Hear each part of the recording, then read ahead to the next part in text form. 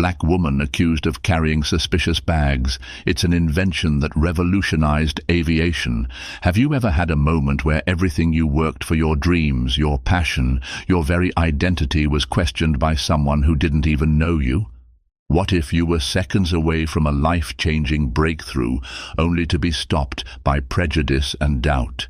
This is the story of Naomi Ellis, a brilliant mind who faced humiliation at an airport security checkpoint, holding nothing but her greatest invention, a device that would revolutionize aviation. But what happened next shocked everyone, and her story became a powerful message of justice and resilience. You won't believe how this unfolds. Let's dive in. The faint hum of activity filled the bustling airport terminal as Naomi Ellis wheeled her modest black suitcase toward the security checkpoint. Her crisp white blouse and tailored navy pants exuded professionalism, but it was the soft pride in her eyes that truly set her apart. Nestled safely in her carry-on bag was her greatest achievement, a sleek, compact device she'd spent years developing. Today, she was on her way to unveil it at the prestigious International Aviation Summit. Naomi paused in the line, glancing at her watch. She had arrived early, as always, to avoid rushing. Though the summit was a mere flight away, her journey to this moment had been far longer years of grueling study, sleepless nights in the lab, and navigating the quiet, persistent barriers that came with being a black woman in a field dominated by men. "Next!" barked a TSA officer, jolting her from her thoughts. Naomi smiled politely and approached the conveyor belt, placing her laptop, shoes and bag in separate bins as instructed. She moved with the practiced efficiency of a frequent flyer. Her heart fluttered as she removed the small, unassuming box from her bag and placed it on the tray. Encased in polished aluminum, the device was the culmination of her life's work, a revolutionary tool that could analyze in-flight systems and predict mechanical failures before they occurred. To Naomi, it wasn't just a device, it was a promise of safety and progress for millions. She stepped through the scanner, her eyes following the tray as it disappeared into the X-ray machine. But then, a pause. A frown creased the face of the TSA officer monitoring the screen. He leaned closer, scrutinizing the image before gesturing to his colleague. "Bag check," he called out, his voice sharp and loud. Naomi's chest tightened. She watched as the officer pulled her tray aside and motioned for her to step forward. "Ma'am, is this your bag?" His tone was curt, his eyes flicking to her face briefly before settling back on the tray. "Yes," Naomi replied, keeping her voice calm. "Is there an issue?" He didn't answer immediately, instead snapping on a pair of latex gloves with deliberate precision. He unzipped her carry-on and pulled out the device. Holding it up like contraband, he turned to his colleague. "What do you think?" "Looks suspicious to me," he said, his words loud enough to draw glances from the passengers nearby. "It's an invention," Naomi began, her voice steady but firm. "I'm an aerospace engineer. It's a prototype I'm presenting at a conference." The officer raised an eyebrow, his expression a mix of skepticism and something colder dismissal. "We'll see about that. Wait here." He turned on his heel, taking the device with him to a secondary screening area. Naomi opened her mouth to protest, but thought better of it. Instead, she stood rooted to the spot, her hands clenching and unclenching at her sides. The minutes dragged on. Other passengers passed through security without issue, glancing curiously at the woman who stood waiting, alone, at the side. Naomi felt the weight of their stares, but kept her posture straight, her chin lifted. When the officer returned, his face was set in a smirk that made her stomach churn. "What exactly is this?" he demanded, holding up the device as if it were an explosive.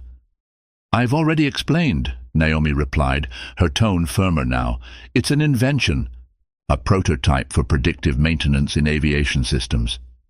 He scoffed, shaking his head. "And I'm supposed to believe you made this?"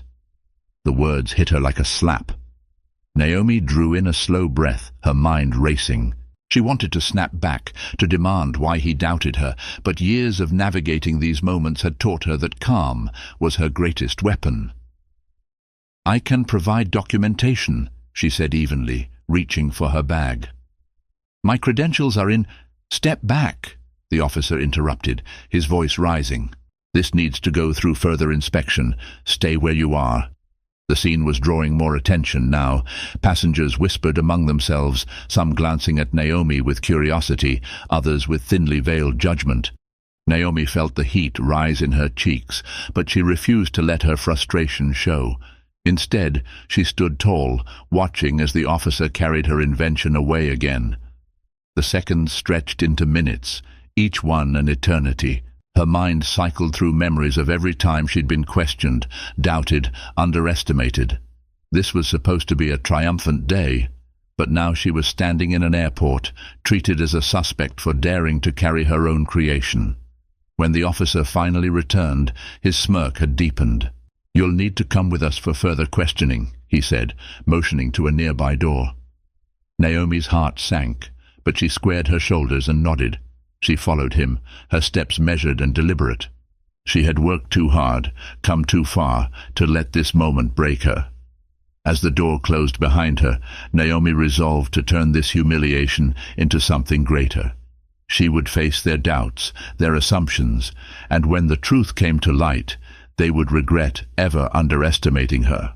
The sterile, windowless room was unwelcoming, its walls painted a dull, institutional grey. Naomi sat at a metal table bolted to the floor, her hands resting on its cold surface. Opposite her, Officer Miller leaned against the doorframe, arms crossed, his expression a blend of arrogance and disdain. Beside him stood another officer, a younger man who avoided her gaze, fiddling nervously with the pen clipped to his chest pocket. The small prototype sat in the middle of the table, its sleek metallic surface gleaming under the harsh fluorescent lights. Despite its unassuming size, it seemed to dominate the room, a silent centerpiece in a battle of wills. Naomi's eyes lingered on it for a moment, her chest tightening. It was more than just a device, it was a symbol of her perseverance, her intellect, her worth.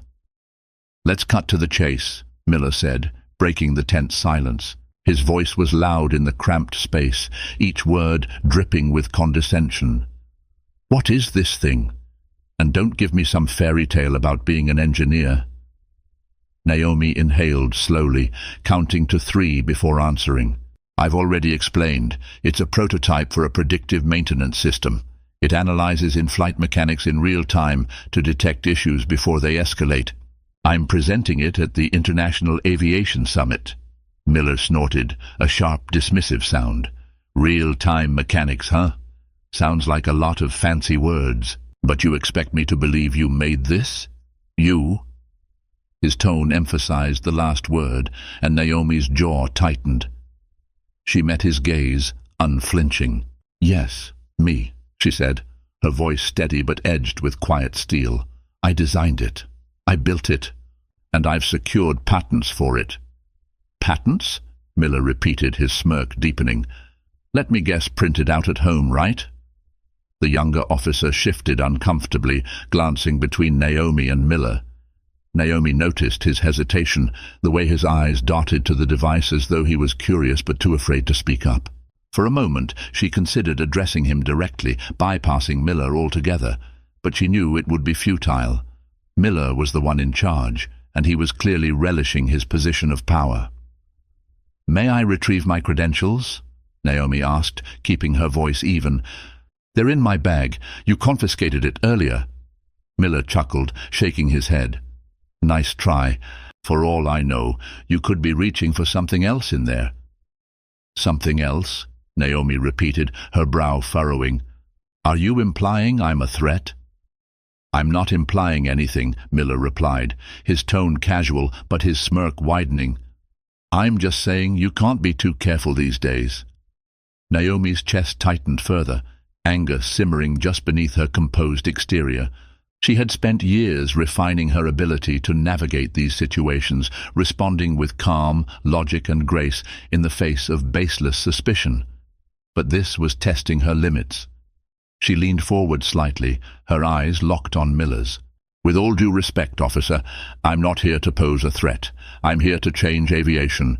If you'd give me the chance, I can show you exactly what this device does." Her words hung in the air for a moment, but Miller's smirk didn't waver.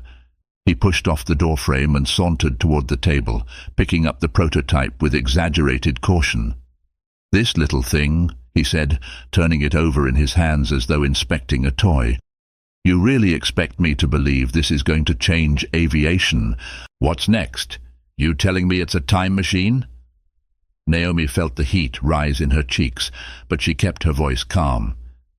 "Its algorithms are designed to analyze over 50 critical metrics in real time, including engine performance, fuel systems, and electrical stability. It's already passed preliminary testing with 3 major airlines." "3 major airlines," Miller repeated mockingly, setting the device down with a careless clatter. "Well, isn't that impressive?" The younger officer finally spoke, his voice hesitant. "Shouldn't we at least check her credentials? If she's telling the truth, this could be important." Miller shot him a withering look. "Stay in your lane, rookie." Naomi watched the exchange silently, her pulse quickening. She knew she couldn't rely on Miller to see reason, but perhaps there was a way to turn the younger officer's doubt into action. "Officer," she said, addressing the younger man directly, "in my carry-on, there's a folder with documentation, including my conference invitation, patent approvals, and letters of recommendation. If you review them, you'll see everything I've told you is accurate." The younger officer hesitated, glancing at Miller, who scowled. "You're not seriously considering this, are you?" Miller demanded. "Protocol says we should at least check," the younger officer murmured, his eyes flicking back to Naomi. Miller sighed loudly, throwing up his hands. "Fine. You want to waste your time? Go ahead, but don't come crying to me when it turns out she's lying." The younger officer left the room, and for a moment the tension seemed to ease. But Miller quickly filled the silence, leaning closer to Naomi with a sneer. "You think you're clever, don't you?" he said, his voice low and taunting. "Playing the victim, using big words to try and intimidate me." Naomi met his gaze, unflinching. "I'm not playing anything. I'm simply stating the facts." Miller's smirk faltered for a split second, but he recovered quickly, leaning back with a shrug. "We'll see about that." Naomi sat in silence as the minutes dragged on, her heart pounding in her chest. She didn't know whether the younger officer would return with her documents or if he'd even bother looking for them. But she refused to let herself feel defeated. She had faced worse before, and she would face this too. The quiet hum of the fluorescent lights buzzed overhead as Naomi sat alone in the room.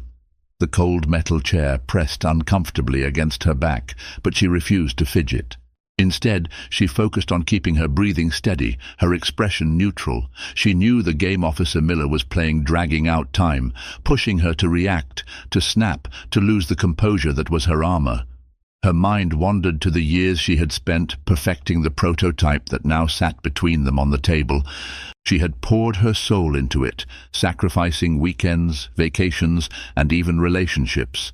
Every bolt, wire, and algorithm told a story of resilience and determination. And now, here it was, being questioned by a man who couldn't see past her skin. The door opened, breaking her thoughts. The younger officer, whose badge read Officer Grant, stepped back inside. He carried her folder of credentials in one hand, his expression a mix of confusion and discomfort. Behind him, Miller leaned in the doorway, arms crossed, his smirk firmly back in place. "Did you find anything?" Miller asked, his voice thick with sarcasm. Grant hesitated, glancing at Naomi before answering. "I did. Her credentials, they check out." Miller straightened, the smirk slipping just slightly. "What do you mean they check out?" Grant opened the folder, pulling out several documents. "She has a patent issued under her name for predictive aviation technology, verified by the USPTO. There's also a letter from the International Aviation Summit Committee confirming her as a keynote speaker. And this," he held up an embossed invitation. "This is an official invitation to the summit." Naomi felt a small wave of relief, but it was quickly tempered by Miller's scowl. He grabbed the documents from Grant, flipping through them roughly, as though searching for an error. a loophole, anything to justify his behavior. "This doesn't prove anything," Miller muttered, though his voice lacked the confidence it had carried earlier. "With all due respect," Naomi said, her tone calm but firm, "it proves everything I've said. I've been honest from the start. The only question left is why I'm still being detained." Miller slammed the folder onto the table, the sound echoing in the small room. His jaw tightened as he glared at Naomi, and for a moment she thought he might lash out further. But instead he turned to Grant. "Go call it in," he ordered sharply. "Verify it with the summit." "Sir, I already—" Grant began, but Miller cut him off with a raised hand. "I said, call it in." Grant hesitated but nodded, stepping out of the room again. Miller turned back to Naomi, his eyes narrowing. "You might have fooled him, but not me. I know there's more to this story." Naomi tilted her head slightly, her calm gaze unwavering. "And what story is that, officer?" "The one where a black woman couldn't possibly be capable of creating something groundbreaking." Miller's lips thinned into a line, his knuckles whitening as he gripped the edge of the table. "Watch your tone," he snapped. "You're not in a position to make accusations." "Neither are you," Naomi replied, her voice as steady as ever. "But here we are." The room fell into silence again, thick and heavy. Naomi could see the flicker of doubt in Miller's eyes, but it was quickly swallowed by his need to reassert control. He stepped back, pacing the room with deliberate slowness, his gaze occasionally darting to the prototype. "What even makes you think something like this will work?" he asked suddenly, gesturing to the device with a dismissive wave. "Sounds like a pipe dream to me." Naomi leaned forward, clasping her hands on the table. "Because it already has," she said simply. "In preliminary tests, it identified over 30 potential failures in systems that were thought to be fully operational. It saved one airline over $5 million in projected repair costs in a single quarter." Miller stopped pacing, turning to face her. For a moment he seemed caught off guard, but the sneer quickly returned. "And you think that means anything here? You think anyone's going to care about your little gadget when it's coming from—" The door burst open before he could finish, and Grant stepped inside, his expression urgent. Behind him was an older man in a suit, his polished appearance a stark contrast to the uniforms around him. Naomi recognized him immediately. Dr. Charles Simmons, a leading expert in aviation technology and one of the keynote speakers at the summit. "Ms. Ellis," Simmons said warmly, his sharp eyes scanning the room. "I'm so sorry for this misunderstanding. Are you all right?" Naomi nodded, though the tension in her chest didn't fully ease. "I'm fine, Doctor." "Simmons, thank you for stepping in." Simmons turned to Miller, his friendly demeanor vanishing. "And you are?" Miller hesitated, his bravado faltering under Simmons' piercing gaze. "Officer Miller," he said stiffly. "Well, Officer Miller," Simmons said, his voice cutting like a scalpel, "I'm sure you realize who you're dealing with now. Ms. Ellis is not only one of the most brilliant minds in aviation today, but she's also an invited guest of this summit. I don't believe it's your job to detain and humiliate her without cause." "She had a suspicious device," Miller said defensively, though his voice lacked conviction. "I was just following protocol." "Protocol doesn't include racial profiling," Simmons snapped, his voice rising slightly. "Do you know how much damage you could have caused by delaying her? Do you even understand what's at stake with this invention?" Miller's face flushed red, but he didn't respond. Naomi felt a pang of vindication, though she kept her expression neutral. "This is unacceptable," Simmons continued, his voice firm. "I'll be filing a formal complaint, and I expect Ms. Ellis and her belongings to be escorted out of here immediately, without further delay." The weight of Simmons' words filled the room, leaving Miller with no room to argue. For the first time since the ordeal began, Naomi felt a small measure of control return to her. But she knew this wasn't over, not yet. The door to the interrogation room slammed shut behind Officer Grant and Dr. Simmons, leaving Naomi and Officer Miller alone once again. Miller stood frozen for a moment, his jaw clenched tight, his fists balled at his sides. Naomi could see the storm brewing behind his eyes, but she remained still, her gaze steady and unyielding. "Looks like you've got some powerful friends," Miller muttered, his voice dripping with bitterness. Naomi didn't respond immediately. She allowed the silence to stretch between them, filling the small room with an unspoken tension that Miller seemed unable to escape. When she finally spoke, her voice was calm but firm, cutting through the air like a blade. "It's not about having powerful friends, officer," she said.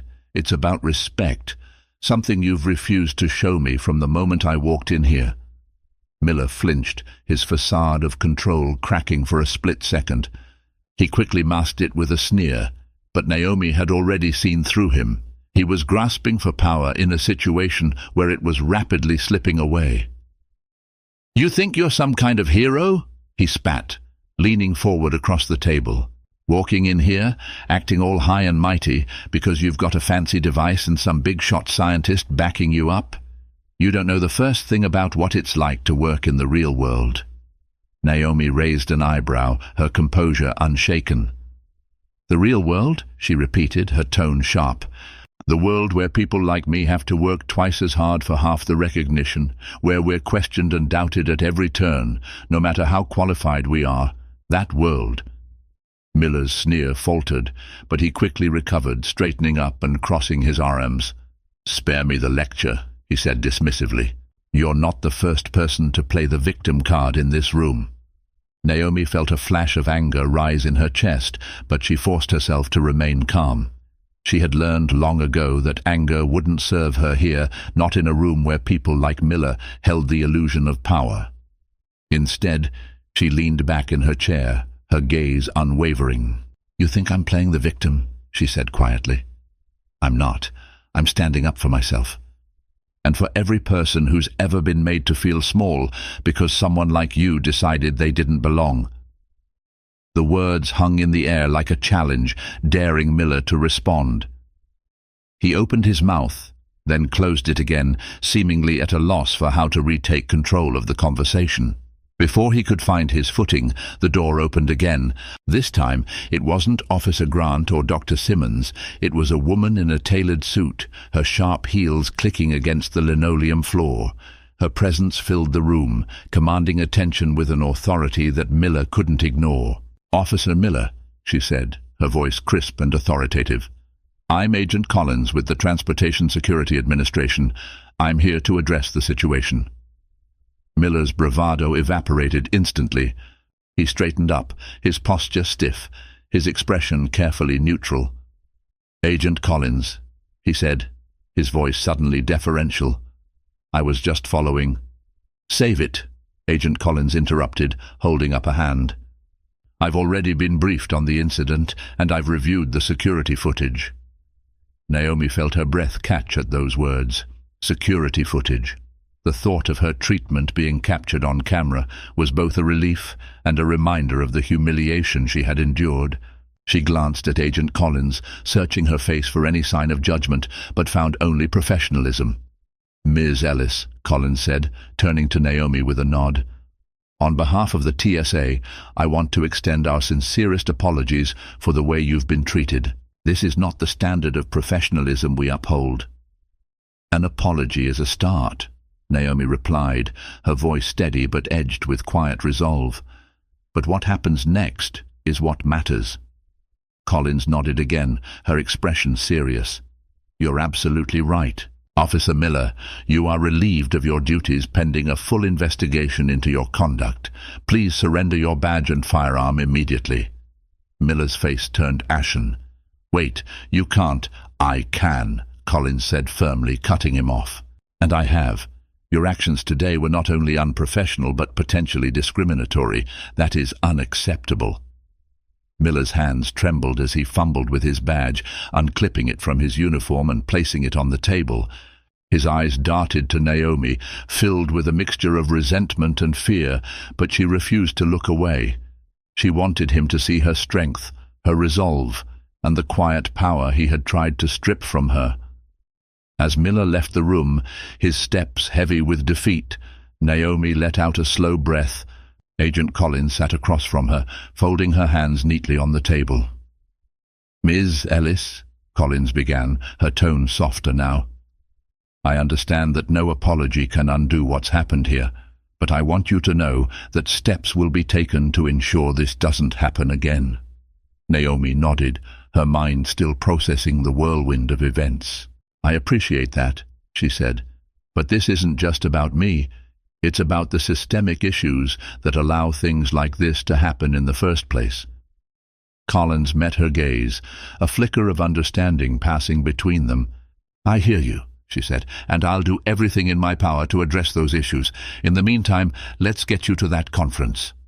The world needs to see what you've created." For the first time that day, Naomi allowed herself a small, genuine smile. It wasn't the end of the fight, not by a long shot, but it was a step forward, and for now, that was enough. The drive to the International Aviation Summit was a blur for Naomi. As the car navigated the crowded streets leading to the conference center, she stared out the window, her mind replaying every moment of the ordeal at the airport. The humiliation, the doubt, the quiet fury she had buried under layers of composure, it all churned within her, threatening to bubble to the surface. But Naomi didn't let it. She couldn't. Not now. The summit was her stage, her moment to show the world the brilliance she had fought so hard to cultivate. The weight of that responsibility settled on her shoulders as the car pulled up to the grand entrance of the conference center. It was a striking building, its glass facade shimmering in the late afternoon sun. Banners announcing the summit flanked the entrance, bearing the names of the most influential minds in aviation, names Naomi would soon join. The driver opened her door, and Naomi stepped out, clutching her prototype in one hand and her credentials in the other. As she approached the entrance, she felt the weight of eyes on her. Attendees in tailored suits and polished shoes glanced her way, their gazes lingering a moment too long. She knew that look, a mix of curiosity and doubt, as though they were trying to reconcile her presence with their preconceived notions. She squared her shoulders, lifting her chin. If they were going to look, she would give them something to see. Inside, the air buzzed with a low hum of conversation. The grand hall was filled with towering displays of aviation technology model aircraft, sleek engine prototypes, and digital simulations that projected images of the future of flight onto towering screens. Naomi felt a flicker of pride as she walked past the exhibits, knowing her invention was as groundbreaking as anything displayed here. "Ms. Ellis?" A voice broke through her thoughts. She turned to see a young woman in a navy blazer, a lanyard identifying her as part of the summit staff. "Dr. Simmons asked me to escort you to the main stage. Your presentation is scheduled for the next session." Naomi nodded, her grip tightening on the prototype as she followed the woman through the bustling crowd. The closer they got to the main stage, the louder the noise became. She could hear the applause from the audience as the current speaker wrapped up their presentation, their voice echoing faintly through the corridors. When they reached the backstage area, Dr. Simmons was waiting for her, his sharp suit immaculate, his demeanor calm but commanding. He greeted her with a warm smile, his eyes sparkling with something that looked like pride. "Naomi," he said, using her first name now, as though they were old friends. "I'm glad to see you here. After what you went through today, I wasn't sure you'd make it." Naomi returned his smile, though hers was more subdued. "I wasn't going to let that stop me," she said simply. "Good," Simmons said, "because you have something important to say. And they need to hear it." The moments before her presentation passed in a blur.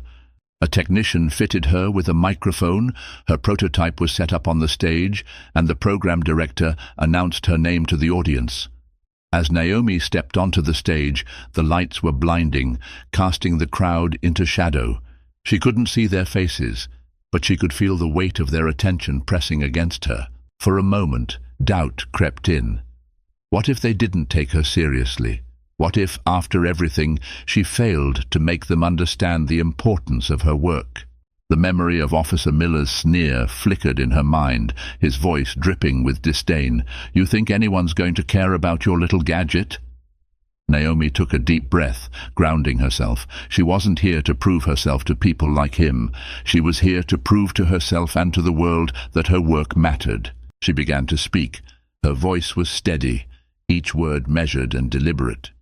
She started with a story of a small commercial flight that had experienced a near-catastrophic engine failure.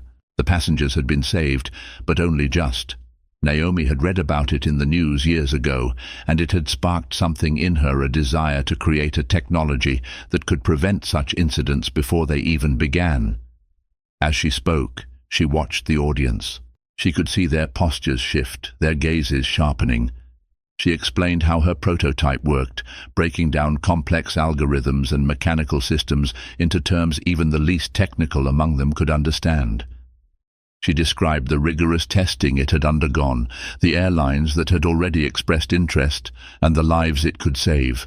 When she revealed the results of her preliminary tests, the room fell silent. The numbers were undeniable. Her device had predicted mechanical issues with an accuracy rate of over 98%, far surpassing any existing technology. Naomi paused, letting the weight of the data sink in. Then she looked out at the crowd, her voice softening as she delivered her final words. "This isn't just about technology," she said. "It's about trust. It's about creating a world where passengers can board a plane knowing their safety is our highest priority. It's about innovation that puts people first, and it's about believing in the potential of every individual to make a difference no matter where they come from, no matter what they look like." The silence that followed was deafening. Then, slowly, the applause began. It started as a ripple, a few scattered claps that grew into a wave until the entire room was on its feet. Naomi stood there, bathed in the spotlight, the sound of the applause washing over her. For the first time that day, she allowed herself to feel the full weight of what she had accomplished. This wasn't just a victory for her. It was a victory for everyone who had ever been doubted, dismissed, or underestimated. As the applause continued, Naomi glanced toward the back of the room. In the shadows, she thought she saw Officer Miller's face among the crowd, pale and stricken. For a moment, their eyes met, and Naomi held his gaze. Then she turned back to the audience, her chin lifted high. This was her moment, and no one could take it from her. The applause faded slowly, the sound dissipating into murmurs and hushed conversations as Naomi exited the stage. Her heart still raced, not from nerves, but from the sheer intensity of the moment. The weight of the spotlight, the sea of faces, and the echo of her own words lingered in her chest. She had stood before the most critical minds in aviation and claimed her place among them. Backstage, Dr. Simmons was waiting, his hands clapping together in slow, deliberate applause. His smile was wide, but there was something deeper in his expression, an admiration that seemed almost reverent. "Brilliant," he said, his voice ringing with genuine praise. "Absolutely brilliant, Naomi. They're going to be talking about this for years." Naomi allowed herself a small, grateful smile. "Thank you," she said quietly, her voice steady, despite the storm of emotions swirling inside her. Simmons placed a reassuring hand on her shoulder. "You've done more than just present an idea today. You've shifted perspectives. That room was full of skeptics when you walked in, and you left them believers." Her smile faltered slightly as her thoughts drifted back to the interrogation room, to the faces of Officer Miller and the crowd of onlookers at the airport. "Not all of them," she said softly. Simmons' hand remained steady. "Not everyone's mind can be changed in a day," he said, his tone patient but firm. "But you've planted a seed. Give it time, and even the most rigid walls can crack." As the evening unfolded, Naomi found herself swept into the tide of the summit's networking events. The grand hall where her presentation had taken place was now transformed into an elegant reception space, complete with soft lighting, classical music, and an array of polished attendees mingling with glasses of champagne in hand. Naomi stood near the edge of the room, nursing a glass of sparkling water. She had never been one for these kinds of events. She preferred the quiet focus of her workshop to the noisy chatter of high-profile gatherings. But tonight was different. Tonight she felt the gravity of her presence, the eyes that followed her, the occasional whisper of her name. "Miss Ellis?" A deep voice pulled her attention. She turned to see a man in his 50s, his greying hair neatly combed, his tailored suit immaculate. He extended a hand. "Robert Calloway, CEO of Skyward Aviation. I just wanted to say how impressed I was with your presentation." Naomi shook his hand, her grip firm. "Thank you, Mr. Calloway. I appreciate that." He smiled warmly. "Please call me Robert. And if you don't mind, I'd love to discuss the possibility of collaborating with you. Your technology has the potential to revolutionize the industry, and I'd hate for Skyward to miss out on such innovation." Naomi nodded, keeping her expression polite but measured. "I'd be happy to discuss it further," she said. "Feel free to reach out to my team." As Calloway moved on, replaced by another eager attendee seeking her attention, Naomi felt a mix of pride and fatigue settle over her. This was the dream, wasn't it? To be recognized, sought after, respected for her work. Yet the events of the day weighed heavily on her, casting a shadow over the triumph.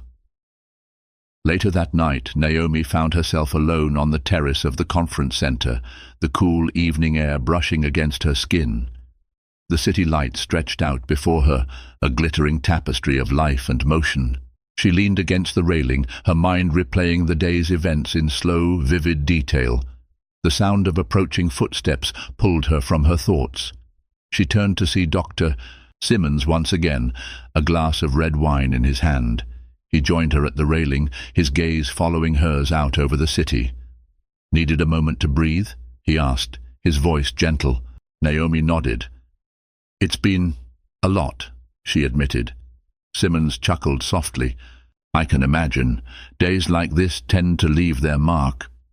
Naomi hesitated, her fingers tightening slightly on the railing. "Do you ever feel like no matter how much you achieve, it's never enough to change how people see you?" Simmons turned to her, his expression thoughtful. "Naomi, the world is full of people who will judge you before they know you.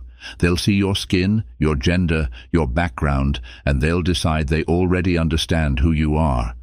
But what you've done today, what you've been doing your whole life, it forces them to question those judgments." He paused, his gaze steady. "And that's powerful. It's exhausting, yes, but it's also necessary. Every time you stand your ground, every time you prove them wrong, you're opening a door for someone else to walk through. You're making it a little harder for them to hold on to their ignorance." Naomi's chest tightened at his words, a mix of emotion she couldn't quite name. She nodded slowly, letting the weight of his words sink in. The next morning, Naomi's phone buzzed incessantly as she packed her belongings in her hotel room. News outlets had picked up the story of her presentation, with headlines ranging from "The future of aviation is here" to "Naomi Ellis breaks barriers with groundbreaking invention." But it wasn't just her innovation that was making waves. Footage from the airport, leaked by an anonymous source, had gone viral. She sat on the edge of the bed, her phone in hand, watching the clip. It showed her standing at the security checkpoint, her posture calm but resolute, as Officer Miller rifled through her belongings. The video cut to the moment when Dr. Simmons arrived, his voice raised in her defense. The comment section was a storm of opinions. Some praised her courage, others condemned the racial profiling she had endured. A few tried to dismiss the incident altogether, claiming it was blown out of proportion. Naomi scrolled through the responses, her emotions a tangled web of frustration, vindication, and weariness. A knock at the door startled her. She set the phone aside and opened it to find Agent Collins standing there, her expression serious but not unkind. "Ms. Ellis," Collins began, stepping inside, "I wanted to let you know that Officer Miller has been formally suspended pending further investigation. The TSA is also implementing new training programs to address bias in our procedures." Naomi nodded, her face unreadable. "That's a start," she said, "but it's going to take more than training to fix a system that's been broken for so long." Collins hesitated, then nodded. "You're right. And I'll do what I can to push for those changes, but I also wanted to say thank you for standing up, for not backing down. You've inspired more people than you realize." Naomi watched as Collins left, the door clicking shut behind her. She sat back down, her gaze drifting to the prototype resting on the desk. The world was changing, slowly but surely, and she had played a part in that. But this was only the beginning. The ride to the airport the next day was quiet, the morning light casting a golden hue over the city. Naomi sat in the back of the car, her prototype safely packed beside her. Her mind wandered as the familiar hum of traffic filled the silence. The events of the past 48 hours played like a film reel in her head, every confrontation, every moment of doubt, every victory. The car slowed as they approached the terminal, and Naomi felt a small knot form in her stomach. She wasn't nervous about the flight or even the possibility of more delays. It was something deeper, a quiet, persistent awareness of the weight she now carried.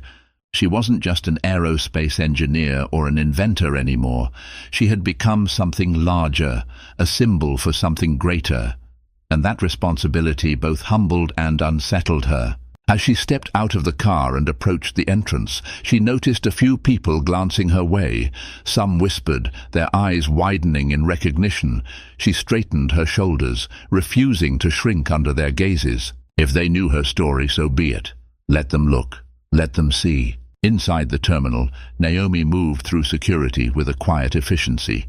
The officers were polite, almost overly so, as if trying to make up for the treatment she had endured the day before.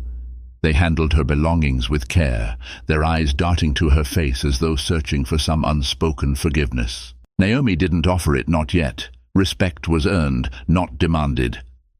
As she passed through the final checkpoint, she spotted Agent Collins waiting near the gate. The agent's sharp navy suit and crisp demeanor stood out among the milling passengers.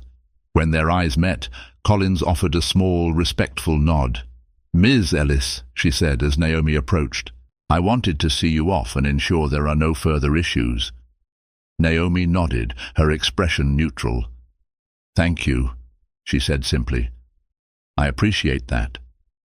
Collins hesitated, then added, "I've also been authorized to inform you that the TSA's internal review of yesterday's incident has concluded.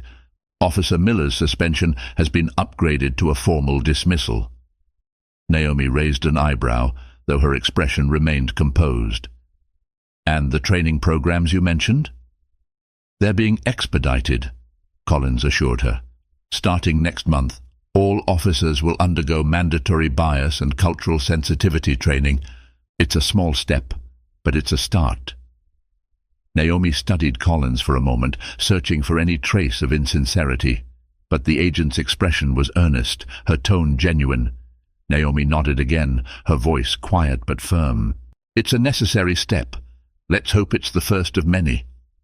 Collins smiled faintly, her respect evident. "Safe travels, Ms. Ellis, and thank you for your patience and your courage." Naomi inclined her head, then turned toward the gate. The terminal buzzed with the usual airport chaos, but to Naomi it felt different today. There was a clarity, a sense of purpose that made the noise and movement fade into the background. As she boarded the plane, Naomi was greeted by a smiling flight attendant who escorted her to her seat in business class. The cabin was bright and spacious, the hum of the engines already faintly audible. Naomi settled into her seat, her prototype securely stowed in the compartment above her. The plane began boarding, passengers filing in with the usual flurry of bags and overhead bins.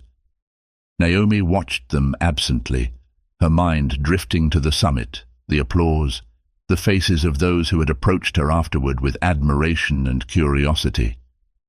For years she had worked in the shadows, her achievements often overlooked or dismissed. Now she was in the light, and the world was watching. As the last passengers boarded, a man in a rumpled suit stumbled into the cabin, his face flushed. Naomi blinked, her stomach tightening as she recognized him. Officer Miller. His appearance was disheveled, his posture less confident than it had been in the interrogation room. He avoided her gaze, his head bowed as he shuffled past her row. Naomi felt a mix of emotions rise within her: anger, vindication, even pity. But she didn't say a word. She didn't need to. The weight of his actions and their consequences was already etched into his every step. Miller took a seat several rows behind her, his presence a quiet reminder of the world she was fighting to change. Naomi straightened in her seat, her focus shifting forward.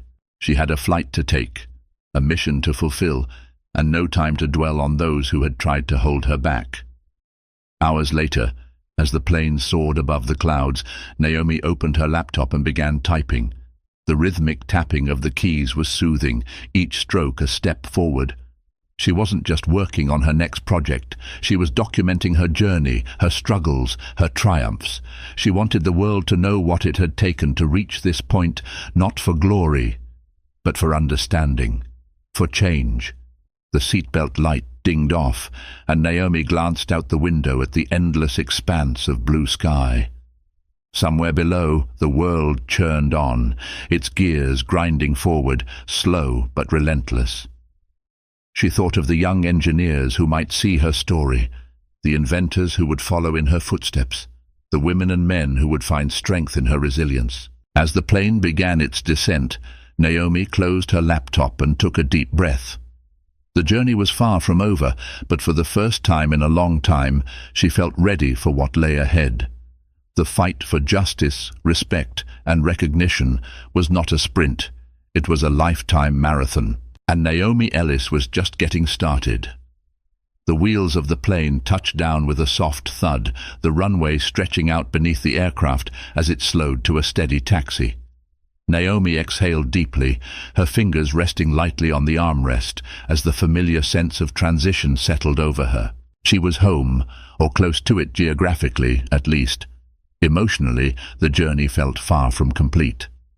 Passengers began gathering their belongings, the quiet hum of conversation filling the cabin. Naomi stayed seated, waiting until the aisle cleared. She wasn't in a rush. Her thoughts were still circling, reflecting on the days behind her and the possibilities ahead. As she stepped off the plane, the terminal greeted her with a mixture of noise and motion. People hurried past, their lives intersecting briefly in the shared space before diverging again. Naomi moved through the crowd with purpose, her prototype case rolling smoothly behind her. This wasn't the end of the road, it was another beginning. Near the baggage claim, a voice stopped her. "Ms. Ellis?" Naomi turned, her gaze falling on a young woman in her 20s, her curly hair pulled into a loose bun. She wore a simple blouse and jeans, her hands clutching a notebook. Her eyes sparkled with a mixture of nervousness and admiration. "I'm sorry to bother you," the woman began, her words rushing out. "I saw your presentation at the summit, well, not in person, but online. I just wanted to say thank you for everything. Watching you up there, it meant a lot." Naomi blinked, taken aback. She wasn't used to this, the recognition, the gratitude. "Thank you," she said softly. "That means a lot to me." The woman hesitated, then held up the notebook. "I'm an aerospace engineering student," she explained. "I've always wanted to work on something meaningful, but I wasn't sure if I belonged in this field. Watching you, it made me believe I could." Naomi's chest tightened. She thought of all the times she had doubted herself, all the moments when the weight of the world's assumptions had threatened to crush her. And here, standing before her, was someone who had found strength in her story. "What's your name?" Naomi asked, her voice warm. "Leah," the woman replied, her cheeks flushing. Naomi nodded. "Leah, if you're passionate about this work, then you belong here. Don't let anyone make you feel otherwise." Leah's smile widened, her grip on the notebook tightening. "Thank you," she said again, her voice trembling slightly. "I won't." Later that evening, Naomi sat in her apartment, the quiet hum of the city filtering through the windows. The prototype rested on the desk beside her laptop, its sleek design catching the glow of the desk lamp. She stared at it for a long moment, her thoughts drifting. It wasn't just a device anymore. It was a symbol of everything she had endured and everything she had overcome. It was proof that she could stand tall in a world that so often sought to push her down. And it was a promise to herself, to Leah, and to everyone who would come after her, that the fight for recognition, respect and change was worth it. Naomi opened her laptop, her fingers hovering over the keyboard. She had emails to answer, meetings to schedule, and contracts to review. The summit had opened doors she hadn't even known existed, and now it was up to her to walk through them. But before she began, she opened a blank document and started to write. She wrote about the airport, the interrogation room, and the stage. She wrote about the moments of doubt and the flashes of courage. She wrote about the faces she had seen, the words she had heard, and the lessons she had learned. When she finally stopped, the document was filled with a story not just hers, but one that belonged to everyone who had ever fought to be seen, to be heard, to be valued. Months later, Naomi stood on another stage, this time at a university auditorium. The crowd was filled with young faces, their eyes bright with curiosity and hope. Leah was there, sitting in the front row, her notebook open on her lap. Naomi spoke with the same calm, steady voice she had used at the summit. But this time, her words weren't just about technology. They were about resilience, about breaking barriers, about believing in your worth even when the world doesn't. As the audience rose to their feet, their applause echoing through the hall, Naomi felt a quiet sense of fulfillment. The road ahead was still long, but she wasn't walking it alone anymore. The ripples of her actions had spread, reaching places she could never have imagined, and as she looked out at the sea of faces before her, she knew one thing for certain: the future was brighter than it had ever been. And so, Naomi's journey reminds us all that resilience and courage can break through even the toughest barriers. Her story isn't just about triumph, it's about inspiring others to stand tall, to challenge the status quo, and to believe in their own potential. If this story moved you or made you think, don't forget to hit the subscribe button and turn on the notification bell. By doing so, you'll never miss out on more stories of strength, justice, and inspiration. Thank you for watching, and I'll see you in the next one.